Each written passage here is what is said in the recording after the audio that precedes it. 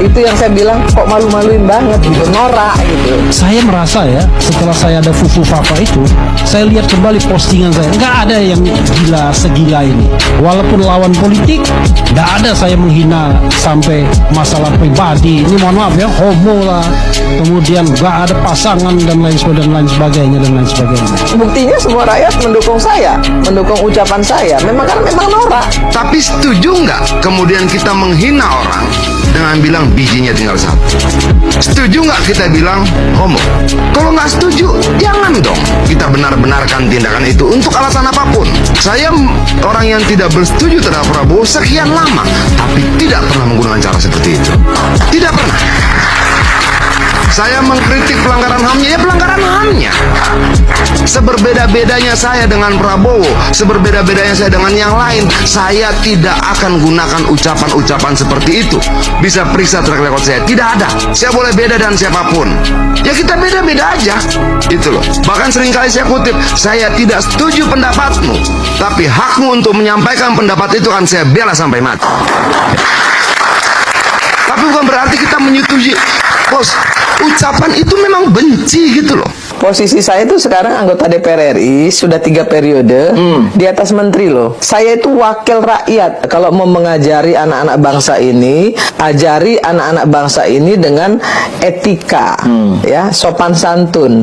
Otak kita ini kan harus memerintahkan mulut kita untuk bicara baik atau bicara jelek. Tai kucing, orang nggak selesai sampai sekarang kok. Di mana otak Anda mikir? Tai kucing, di mana otak Anda mikir? Di mana otak Anda mikir? Setuju nggak bahwa bahasa itu jangan diulang lagi ya? Setuju. Satu. Setuju. Oke. Setuju nggak bahwa bahasa itu di luar koridor etik? Setuju. Oke. Setuju nggak bahwa bahasa itu tidak punya nilai moral sekalipun? Setuju. Setuju. Kalau kemudian mengatakan tentang jumlah biji orang cuma satu dianggap benar, ulang saja lagi. Kalau kemudian menghina orientasi seksual seseorang dan mengatakan homo, ulang saja lagi. Pembiaran kita akan berdampak pada pengulangan yang sama di kemudian hari. Kenapa ini jadi penting? Ini bukan persoalan siapa, kenapa, tujuannya apa, nggak penting. Nah, saya mau bangsa ini kita bangun dengan cara berpikir yang tidak ada kebencian. Berbeda tidak berarti membenci. Nah, itu harus kita hormati. Itu loh. Banyak orang bilang lu anti Prabowo. Iya, dalam konteks sejarah saya harus berdiri dalam posisi itu. Tapi pernah nggak saya ngomong soal seperti itu? Nggak pernah. Nggak pernah. Bahwa kemudian kita melemparkan jokes satu dan yang lain, it's okay. Tapi jangan pernah menghina seperti itu. Bangsa ini terganggu ketika ada orang berucap seperti itu dan kita anggap sebagai sebuah hal yang biasa. Percaya deh, lu biarkan akan terulang dalam berbagai bentuk yang lain. Dan saya tidak mau kita pakai nilai-nilai universal. Itu loh, bos, lu bisa cek bagaimana sikap gua terhadap Prabowo dari dulu. Tapi sebentar, gua tidak akan mau gunakan bahasa seperti itu. Enggak. Jadi ketika kemudian ada orang bilang begitu terhadap Prabowo sekalipun, gua terganggu loh. Enggak begitu. Kita beda, tapi tunjukkan yang beda. Jangan hina apapun yang melekat pada dirinya, jangan hina apapun yang melekat pada siapapun, jangan. Tidak ada orang yang pernah meminta dan diberikan kesempatan untuk memilih, itu loh, jangan. Nah, itu harus jadi sikap tegas kita. Dan jangan kemudian itu dibenarkan, dibiarkan dengan alasan, itu kan kemarin, kan yang diomongin nggak merasa apa-apa, nggak boleh. Tolong, semakin dibiarkan perdebatan seperti ini, akan ada nilai-nilai yang bergeser terus semakin jauh. Fufu Fafa itu menghilangkan 1.200 postingan, padahal kurang lebih ada 5.000 postingan. Dihilangkan 1.200 postingan itu, bisa dicek, saya juga sudah ngeceknya. Yang kedua, Fufu Fafa mengganti identitasnya dari Gibran ke Slamet. Saya bilang Slamet, ya kan. Jadi ada netizen yang dengan jahilnya mengirim uang ke GoPay, yang muncul nama Gibran Rakabuming. Yang dikirim adalah nomor handphone yang didaftarkan ketika mendaftar sebagai calon wali kota Solo. Jadi confirm itu adalah nomor handphone dia. Lalu nomor handphone itu kemudian dikirimin uang melalui GoPay, muncul nama Gibran Rakabuming. Tetapi belakangan sudah berganti menjadi Slamet. Tetapi virtual account nggak bisa diubah karena virtual account tetap muncul nama Gibran. Artinya ada upaya untuk melakukan pembohongan publik atau penghilangan jejak. Menurut Roy Suryo, dengan berdasarkan ilmu yang dia punyai, banyak sekali fenomenanya soal GoPay, soal kemudian postingan selamat ulang tahun, atau postingan yang mirip, cili pari dan fufu fafa dan lain sebagainya. Dia berkesimpulan 99,9% fufu fafa adalah Gibran. Dan terakhir, bocor alus Oke teman-teman, kembali lagi bersama saya di channel Mata Netizen, yang dimana kita akan membahas beberapa tanggapan ataupun komentar teman-teman kita netizen dari cuplikan video yang baru saja kita tonton, teman-teman. Nah, di sini ada yang membahas tentang peristiwa yang luar biasa, momen bersejarah di mana pertarungan antara kebenaran melawan kebohongan akhirnya mencapai puncaknya. Sebuah adu argumen yang sangat panas, sangat tajam, dan sangat menohok, di mana pihak yang selama ini dianggap paling lantang, paling galak, dan paling berani menyerang akhirnya tak berkutik satu kata pun. Ya. Benar, sosok yang selama ini dikenal vokal, dikenal berani, sering muncul di media dengan gaya bicara yang keras, sering menyerang siapa saja yang berani mengkritik kelompoknya, sosok yang selalu tampil percaya diri, seolah-olah dialah pemegang kebenaran mutlak. Hari ini benar-benar diam seribu bahasa. Ya, mulutnya terkunci rapat. Tidak ada satupun kata pembelaan yang keluar. Tidak ada satupun argumen balasan yang terucap. Dan penyebabnya, karena dia berhadapan dengan dua sosok hebat, Adian Napitupulu dan Refli Harun. Dua nama besar yang tidak main-main. Dua pembicara yang bukan cuma punya suara lantang, tapi punya fakta, punya bukti, dan punya keberanian untuk membongkar semuanya sampai ke akar-akarnya. Ya. Di latar belakang video kita melihat lautan manusia yang sangat padat, ribuan orang berkumpul, menyaksikan dan mendukung. Suasana begitu panas, begitu tegang dan begitu penuh harapan. Ya, di tengah kerumunan itu, suara Adian dan Refli menggelegar, membedah, menelanjangi dan menghancurkan habis-habisan segala argumen, segala alasan dan segala kebohongan yang selama ini dibangun dan dipertahankan mati-matian oleh Irma Suryani Chaniago dan kelompoknya. Ya. Nah, apa sebenarnya Irma Suryani Chaniago? Apa saja yang selama ini dia katakan dan bela? Kenapa kali ini dia sampai tidak berkutik sama sekali? Dan apa yang dikatakan Adian serta Refli sampai bisa membuat sosok yang biasa keras ini jadi diam tak berdaya? Nah, mari kita bedah semuanya dari awal pertarungan dimulai kata demi kata, fakta demi fakta, sampai kita paham kenapa momen ini disebut sebagai kemenangan, telak kebenaran atas kebohongan. Ya, kita mulai dari sosok yang disebut di sana, yaitu Irma Suryani Chaniago.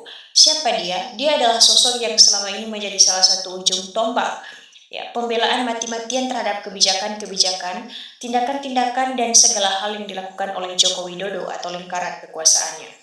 Gayanya selalu sama, lantang, keras, berapi-api, dan sangat menyerang. Siapa saja yang berani bertanya, berani mengkritik, berani menunjukkan kejanggalan, atau berani membongkar kesalahan, langsung disambar oleh Irma.